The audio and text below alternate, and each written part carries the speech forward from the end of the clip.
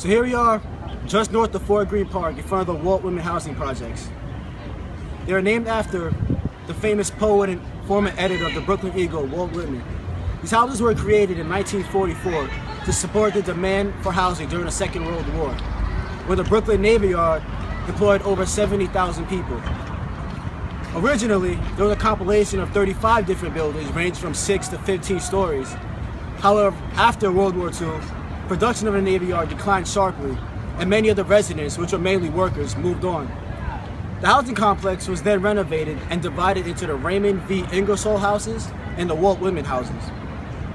But the following year, a Newsweek article was published and explained how poor the conditions were in public housing, citing broken windows, cracked walls, and broken lights. What exacerbated the image of the area was the decommissioning of the Brooklyn Navy Yard and also the dismantling of the Myrtle Avenue elevated train. The sharp decline in this area during the 1990s led to the area getting its nickname Murder Avenue. Since then, organizations such as the Myrtle Avenue Revitalization Project, founded in 1999, have worked to bring a turnaround to this area. It was founded by Thomas Shue, a resident of Clinton Hill and president of Pratt Institute, who's also chairman of the Myrtle Avenue Brooklyn Partnership. It was also founded by Georgiana Glowes, also a resident and community organizer.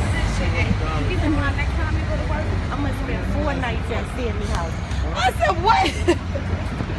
The two hired an executive director and started to clean up the graffiti and fix the broken window. They even worked with landlords to try and spruce tidy up the store owners. Their method was based on the broken windows theory, believing that cleaning up the area and making it look more appealing to the eye will help alleviate crime and the drug problem. Shue and Glowes also helped store owners get better places for their business and thus increase revenue. Their first client was a small fish market. They provided publicity and technical assistance to help the 11-year-old business move on to a more affordable place. And as a result, the revenues almost doubled.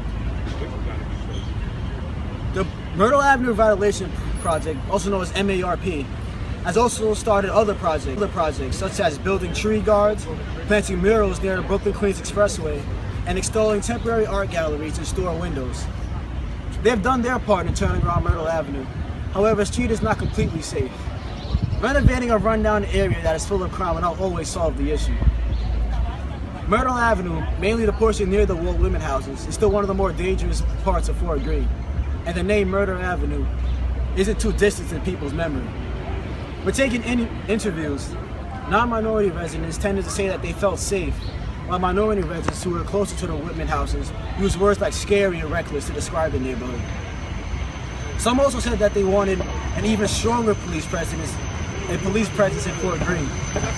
One resident said that it gets really scary at midnight when she comes home from school, while another said that she knows it's going to get really reckless once it gets warmer out, and the police are going to be very busy. One couple, which lived in Fort Greene for some time, recalled when people used to strip down cars in less than 20 minutes. Thank you. The people of the neighborhood felt like these thieves who knew when a resident would leave for work or get home were clocking them. This made their crimes easier to commit. The wife was also forced to park 4 blocks away from the train station when she wanted to commute to the city. The station would be empty, making it a hotspot for muggings and robberies for those who ventured to the subway. Although the broken windows theory is mainly applied to crime control, it can be connected to the idea of gentrification in Fort Greene.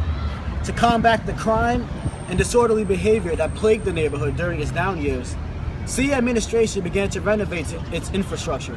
New housing projects were built along with the brownstone complexes. Fort Greene was also renovated due to criminal activity. They used to have benches for leisure in the park, but they ended up being used to sell car parts after people stripped them down, for example. The result of all the renovation was an increase in the cost of living in Fort Greene, and the byproduct of this new influx was new residents, also known as gentrification.